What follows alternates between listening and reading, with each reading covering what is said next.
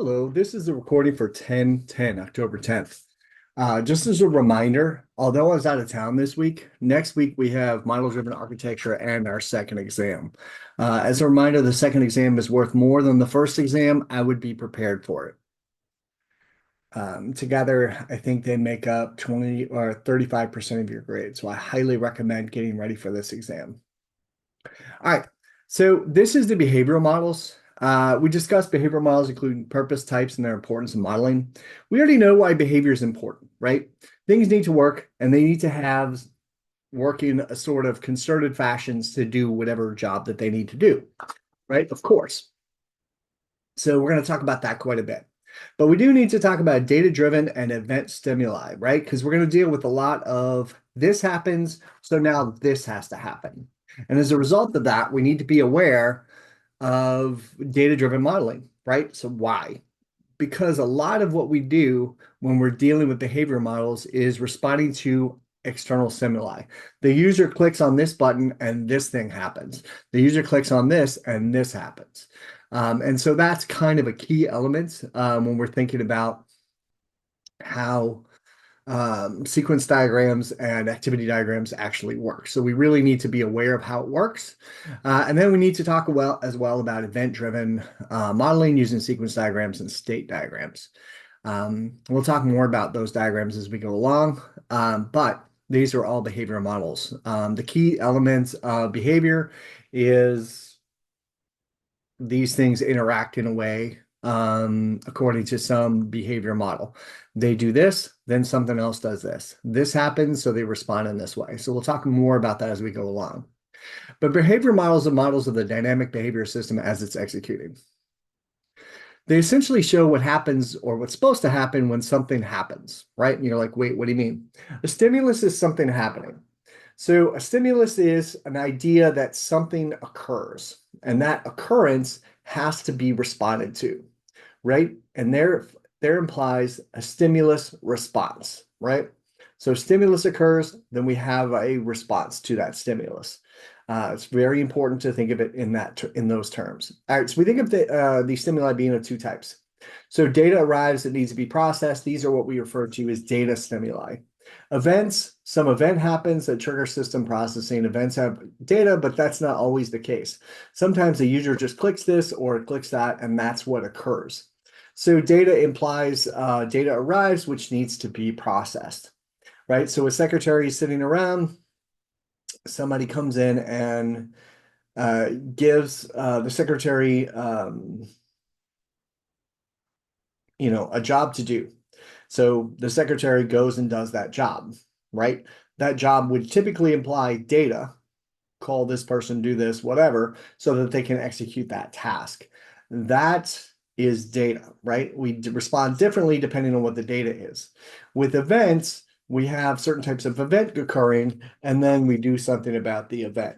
For example, a student is, you're standing at a booth at a table, and a student comes up and asks a question. That's an event. You have to respond to that event. Okay, so sometimes it's hard to see the difference, but usually in practice, it's a lot easier to understand when we're looking for data and when we're looking for events.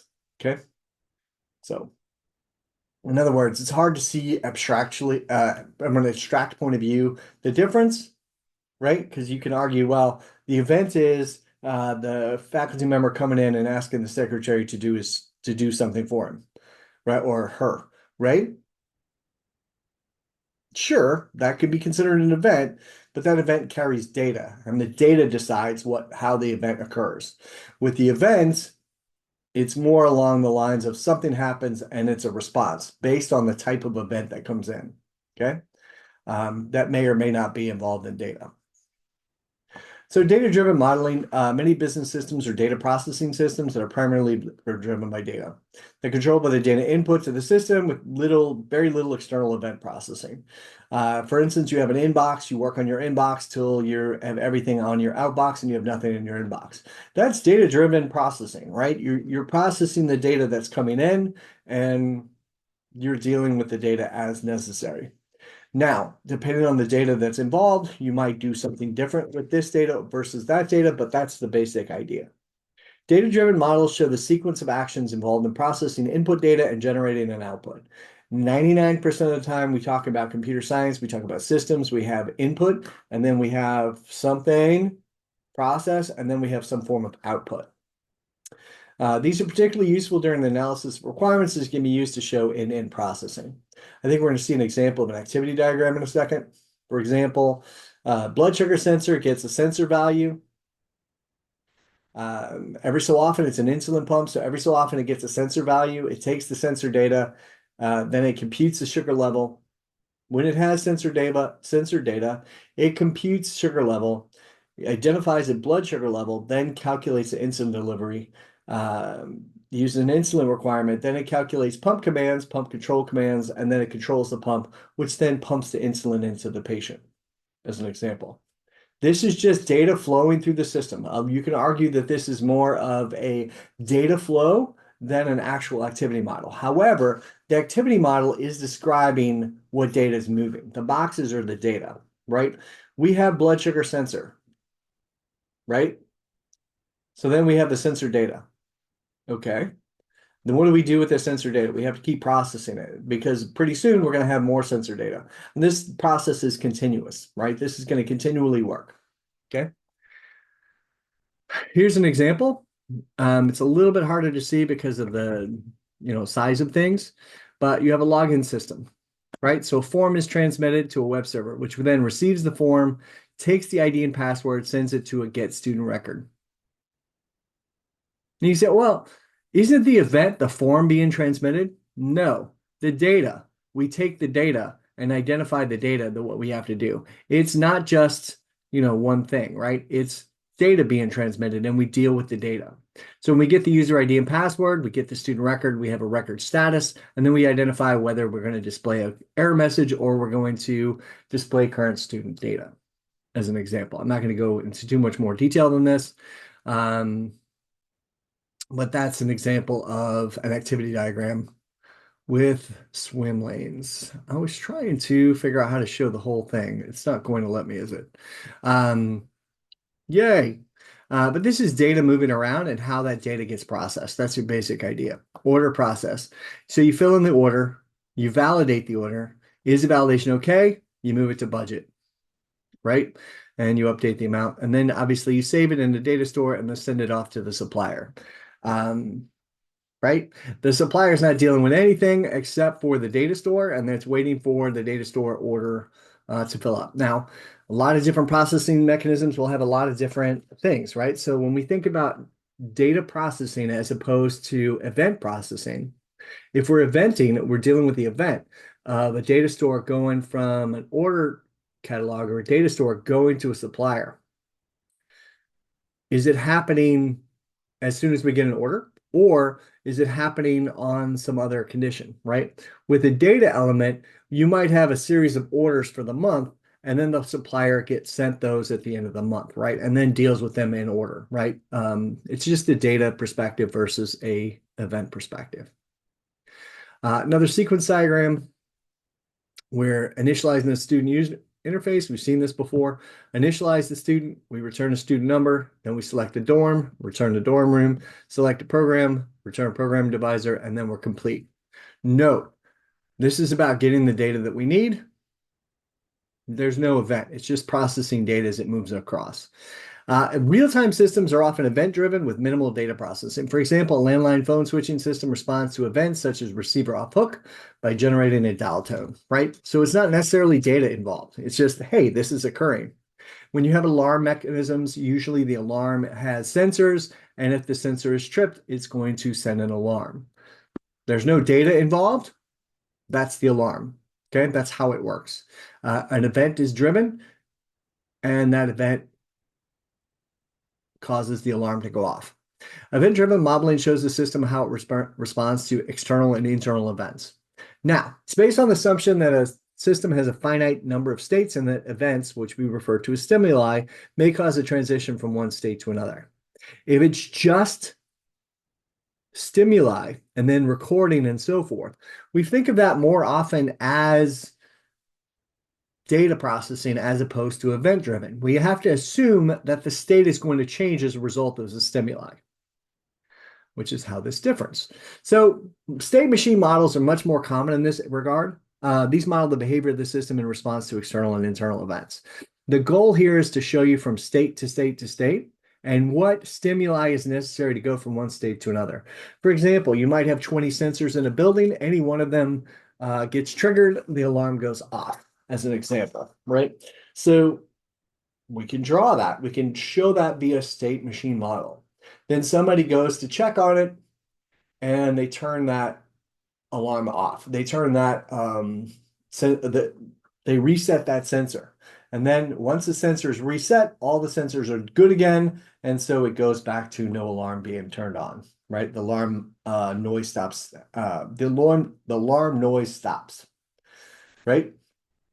So that's what we think of, right? When you go from a freshman or an enrolled student to, you become a freshman almost immediately, right? From 0 to whatever hours. You take some classes, you get to above, I believe, 30 hours. I might be making this up. It might be 40. You get to above 30 hours, you become a sophomore. Those are the events that occur. Accruing 30 hours turns you into a sophomore, right? As an example. And so that's what the state machine is designed to do. Show you from state to state to state what conditions need to be met for move from state to state. Now, those are usually events, but that's your basic idea, right? State machine models show system states as nodes and events as arc between the nodes. When an event occurs, the system moves from one state to another. State charts are really a big part of the UML and are used to represent state machine models. When we think about machines in total, we can actually think about how an alarm system more or less the alarms go off and how how this thing is wired, because state machines actually provide insights into that. It's very easy to see a sensor being turned on, any of them on, then you have a series of OR gates. You put some OR gates together, connected to another thing, and if that OR gate is true, then the alarm is going off, as an example, right? So state machine models do provide a lot of internal information about how a system is actually moving from one to another.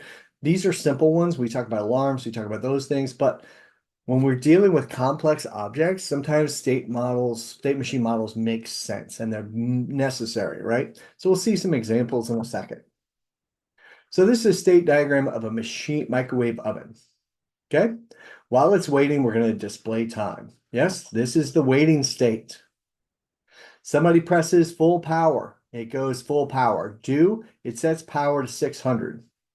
If you press half power, it goes to half power. Set power to 300. Same thing here, right? You can go back and forth.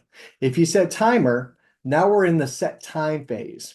So we're going to get number and the exit is set time. So for example, we're going to get a number, get a number, get a number, get a number until we're done entering numbers. At which point the door gets opened, right? If the door is open, it displays disabled. So we want you to display waiting. When the door is closed, we want to say it's enabled. Display ready. At that point, when the user presses start, operation, we're going to go ahead and operate oven. We're going to turn it on either to full power, which is 600, or we're going to set it to 300. We're going to execute that amount of wattage, which is going to cause it to heat up our food. Note, if the door opens, it stops operating the oven and goes to a disabled state, which allows it to, the oven should never operate while it's on, right? And then when we close it, it says display ready, and then you have to actually start it again. If you hit cancel, it goes back to waiting, which is a display time, or it finishes. It doesn't say here, and it should, that it finishes, right? When the operation is complete, the time expires, which should be time expires, it goes back to waiting time, okay? This is not how my microwave oven works, right? My microwave oven will not do anything. You can't set time, it can't do anything until the door is closed, right? Full power, half power, whatever. Second thing is, mine will stop operating when I open the door. But when my operation is done, it alerts me constantly, right? It doesn't just go to waiting. It actually beeps until I open the door. Okay. Ta-da, magic, right? So a state diagram might work differently for your oven or whatever, but this gives you an insight of how it moves from thing to thing to thing and how it should respond to stimuli. In this particular case, we're almost thinking of how we're working with a GUI, right?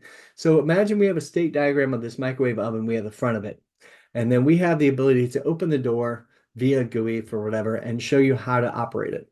We can use this with very little instruction to show a user, hey, is this what it should do and so forth? Or, oh, hey, it should have this state.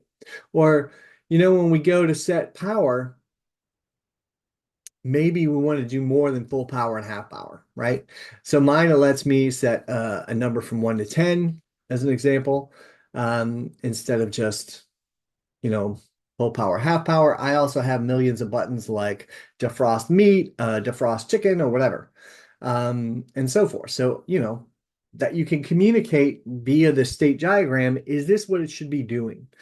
With very little instruction, you can explain this to a customer and have them understand it well enough for them to comment on, what they need to talk about it or how it needs to work or whatever, right? That's your basic idea. But also, very clearly, this is a pretty complicated set of instructions. And so, as a result of this, when we think about the way GUIs work, GUIs are essentially event response systems, right? So we can think about how the GUI is actually supposed to work based on this as well. So we can use this as a model of how to implement the graphical user interface for the user to do the actual work of the oven, as an example, um, what have you. Now, granted, this is, a microwave oven, hopefully none of us gets close to how do we do a microwave oven, right? Sure. But I just want to say a couple things about a microwave oven. So I had a student whose job was he was a system, not system, he was a device developer. So he worked on devices primarily. And the device he worked on was the software equipment for a fryer. And so it worked.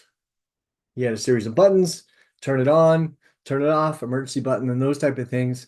And remember, fryer's a little bit weird. So remember, a fryer has to maintain a constant temperature. So the constant temperature, say 350 degrees as an example. I have no idea. I don't fry anything, but let's say suppose 350 degrees. So if I put one basket of fries, by putting cold fries into the fryer, it changes the temperature. So we have to increase the temperature to get the equilibrium to stay at 300. So it's quite not simple. It's quite, excuse me, it's not as simple as you might think it is. But you could build a state diagram to identify, like, what does it do when the temperature reading drops below a certain amount. We need to raise the temperature in order to get it back to equilibrium. Once the temperature reaches the 360 degrees, we back off the increasing, right? As an example. Also, when you take things out of the fryer, what ends up happening, right? As the cold fries become hot, the temperature does not need to remain as high, right? Because now it's all remaining at 360 degrees. We increase the temperature briefly. And so it is managing the degree exactly by using sensors and knowing how to increase and decrease at a certain velocity. If we built a state diagram for that, we could clearly identify when we need to increase the temperature, when we need to decrease the temperature, and so forth. And a developer could use that to actually build the system as well. So don't assume state diagrams are just for customers. A very detailed one can be written in such a way that it identifies exactly what a developer needs to do to make this work the way it's supposed to work. Okay, not just for GUIs either, even though GUIs are essentially all event-driven systems. If you think about the way your phone app works, think about the way, my podcast works. You press play, you press this, you press this. What happens if I press this part of the button? All that is event stimuli, sure, but it can also do operational stuff as well. Here's the operation of the microwave operation. Check status. Wait, where does it start? We go with checking status, I guess, is the first place. Um, it should have a start button, even though this is a sub diagram, this is this. As a result of being the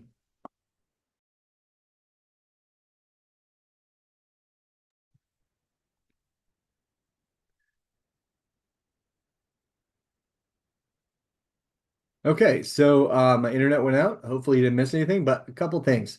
So this should be a full state diagram. So a typical full state diagram has a start and an end, even in a sub operation. So this sub operation, as you can see, is just this diagram. Now, looking at this diagram, what do we have? We have a start, we have a door open, we have a cancel, and we have a finish. There's a door open and there's a cancel. There's no start and there's no finish. Both of these should be presented in here. And it is sort of here. If you look at it, the done, the buzzer goes on for 5 seconds and it goes into waiting. Okay. Ta-da. Okay. So we're going to check status. If we have an emitter fault, it's not raising the temperature properly, or we have a turntable fault. My wife cleaned the turntable of our microwave recently. I was cooking dinner and it came off the rails and made a lot of noise. Let's just leave it at that. And so that was a turntable fault, but mine doesn't determine whether that happens. So we can raise an alarm and display event. You open the door, you fix it, and then hopefully you go back to operation. It's not shown here, which again, not ideal. These two diagrams should be congruent if we're assuming they're the same, but this still gives us the same idea. But okay, let's assume check-in status is okay. We go to cook. We're running generator. The timeout occurs, done. Buzzer goes on for 5 seconds. We go into a waiting stage. So it does have the door open, the cancel, and the, what's the word I'm looking for? It does have the done, it does have the cancel, and it does have the door open. It just doesn't have a start. Okay. Also, when the door is open and it goes to disabled, right? It needs to have a way to get back, right? So it should have another start icon, even if it is another state somewhere else. But this doesn't necessarily have to be congruent. This is just another way of showing you even more detail at a lower level, but they should be generally congruent. So let's look at states and stimuli. So state is waiting, half power, full power, set time, disabled, enabled. Can I open the door? What happens if I open the door if I'm waiting? We go back to our diagram, nothing, right? It's not checking for it to be open or closed, right? Doesn't care. So that's not going to change its state. It's not going to leave waiting. Only if you press full power or half power does it change out of that state. Okay. So you can think about it from that perspective, and you break it down. Half power, the oven sets to 300 watts. It shows half power. Set time, the cooking time set to the user input value. Da, da, da, da. After you've set the time, it starts to look for whether the door is open or the door is closed. If the door is open, it goes into disabled. If the door is closed, it goes into enabled. And then you can press start. Okay. Ta-da! Essentially. Oven in operation, interior light, oven is on. Display shows the timer countdown. On completion of cooking, the buzzer sounds for 5 seconds. I don't know why it says the oven light's on again. Display shows cooking complete while the buzzer is sounding. Great. Now, how do we get to the stimulus, right? These are states. How do we get to the stimulus, right? Half power, the user presses the half power button. The full power button, the user presses the full power. Timer, the user presses one of the timer buttons. Number, the user pressed the numeric key. Door open, closed, obvious, right? Start, cancel, obvious, right? But that is the stimulus. That's what kicks off that changing of state. Okay, here's another state chart diagram. This is the one I alluded to the other day, which is actually, I'm recording on October 3rd. So a student submits an application, they become a potential student. We find out whether they meet requirements, they become an accepted student. They select a dorm, they become a dorm assigned student. They select a program, they become a program student. Program student could be selected for advising. We send them to advising. They enroll in classes, they become a current student. Once they complete classes, they become a continuing student, they enroll in class again, they become a current student. Eventually, the graduation requirements are met for the specific program, and they become a graduated student, right? These are all the ways in which a student may move through our enrollment system, right? And at different points, you might do different things, right? So here, it's all about states and stimuli, right? Where you press a button and so forth. But an accepted student is going to be advertised. We're going to send them information about dorm selection. We're going to ask them, we're going to send them to a dorm person, and they're going to ask them what dorm would they like to be in, what do they need to know, blah, blah, blah, blah, blah, right? That's the basic idea. As we're in the program student, we're going to send them to an advisor for the program. So it's going to identify which program, and hopefully they'll help them get enrolled in class, right? So this one's not identifying the operation, it's identifying the different things that might happen as we move the student from application submitted to graduating, right? When a continuing student is finishing classes, we probably need to advise them to get them ready to roll again and become a current student again, as an example. So it identifies the types of things that might happen from state to state to state, which is similar to states and stimuli. It's the same basic idea, but state charts are not necessarily for, GUIs and GUI responses like this one is. It can absolutely be just a complicated system by which we do different things, or the application might do different things. For example, in your game that you guys were preparing for your homework 3, just to be aware that, while you're in a turn, you can do different things than when you're not in a turn. Before you start a game, you can do certain things, and after you play a game, you get statistics, but you can't do certain things. Like you can't take a turn when you're not in a game, right? As an example. Those type of things identify how the system should operate, and it identifies what things should happen in each state as well. So state chart diagrams do that as well. Okay, they're absolutely doing that as well. Dividing the program into separate stages in which we identify how we get from one stage to another. For your game as an example, you start the game, we set up the game, you start to play the game, right? As you play the game, you take a turn, the computer takes a turn, that you take a turn, the computer takes a turn, all the way until the game is completed, at which point you're given the option to show the statistics or whatever, and then you are allowed to go back and start over if you choose to do so. I'm playing a game right now called Hades, and I'm very much starting over and over and over. So that's the basic idea. One thing I want to mention just briefly from an event-driven state diagram process, I just want to be very clear. It is not just for GUIs.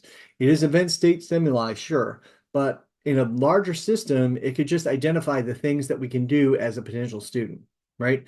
A potential student isn't selecting programs, right? They're not given that information. We're not, doing those things yet. We're trying to get them to be an accepted student first. And then maybe we want them to select a dorm first before we select a program, as an example. Those type of things. So we're identifying the things that can happen as we move from state to state, as well as how do we move from state to state? What event necessitates moving to a state? For example, a potential student. A potential student submits an application, sure, but they have to show the requirements being met. So for example, a graduate student needs to prove they have an undergraduate degree. Ta-da! And it has to have a certain GPA, certain this, certain that. And then once all those requirements are met, we consider them accepted students. Yes, basic idea. We don't start advising you for classes until we get you through this program selection and all those things as well, right? We don't do all those things until we've moved you into the next phase, as an example. All right, so we discussed behavioral models, including purpose types and their importance in modeling. We talked about data-driven and event stimuli. It's not just for GUIs. I just want to be very clear. But data-driven modeling using sequence diagrams and activity diagrams, we think of moving data processing as we move data across the system. Why do we do that? Well, we need to know what data is necessary at each individual point to make a decision, right? So when we hear We identify the user IDs and passwords. We get the student record. We get their record status, and then we can make a decision. But we couldn't do that without the record status. Yes, we need the user ID and password to get the student record, right? And we can move through across the whole thing. So when we go form validating changes from changes of a student record, we're going to go to validation status. Valid data received, invalid data received, we're going to go and display the error message. But that's based on the data that's being moved across. It's very different than event-driven stimuli, right? In event-driven stimuli, it may be a certain set of data has been received, but it is absolutely more about the event occurring than it is the data that's being involved, right? We're not making decisions based on the data. We're making decisions based on event. And then we talked about event-driven modeling using sequence diagrams and state diagrams. I went into massive detail with state diagrams. Some of you are very familiar with state diagrams, which is great. Almost all undergraduates took our undergraduate classes, and I believe state diagrams are part of, I don't remember the class name, Math 245, discrete math, what have you. However, just be aware that state diagrams don't have to be complicated, right? This one gives you a full set of do this when someone selects full power and so forth. That's not necessary as long as you identify what's happening and why we move from one state to another state. That's the key. And so forth. Remember, a part of the UML modeling system is we start off from relatively simple models with very little information on them, and we move to very, very detailed models. Fuzzy diagrams we use to help develop requirements all the way to very, very detailed, no ambiguity left, detailed models which allow developers to do their work. And a lot of these are supplemental too. When we think about the way that event-driven might work or data-driven might work for a login system, it's pretty clear what data needs to come in and so forth and how it overall works and what data needs to be where. When we're developing the system from a requirements point of view, it's really clear. These help clarify things like, oh, when we go get a student record, what do we need to know about a student? We need to know this, this, and this, right? When we go to identify the status, how do we identify the status? Is just a not found record or not a valid student, right? As an example. We also, when we're dealing with the state part of it here, if we go get a student record and it's a dorm assigned student and they're looking for advisees, well, they need to select a program first, right? And so that's what we can sort of triage various things as well. So it helps us develop the system as well, but it also helps clarify in the requirement space. Neither one of these is in purely developmental. Remember, we go from fuzzy, hey, help me understand this part, and then we start from that perspective, and then we move further and further and further and further away to a very detailed system model, which can then be used to develop the system. And these are not structural, but very clearly, since we can see what kind of events this one's pretty obvious how we might take this and turn this into software, right? Because we press this button, this happens, right? GUI systems are very event-driven. But this one allows us to know what types of operations are available for this student at any given time. And we can check validity of operations. We can direct them to the proper resources and so forth, as an example. So this would be very supplemental to some development thing that you're doing. Okay, that's it for 1010. Remember, next week we have model-driven architecture, which should go rather rapidly, followed by our by our second exam, which will be on Thursday of next week, which I believe is the 2 days are, I don't want to say the 15th and the 17th. Yep, the 15th is model-driven engineering, MDE or MDA. We're going to talk about that a lot. And then we're going to talk about exam 2. Exam 2 is going to get us our second exam well before, and we're going to get a midterm grade well before the drop date. We will have homework 3 be due at that time, and homework 3 should be graded by that time, which will be great in terms of getting us prepared for midterm grades. If you have any questions, please make sure you ask. I am away, but I am not unavailable via email. So if you need a question, you have a question, you need a point to make, whatever, please email me. All right. Thank you so much. You have a great day.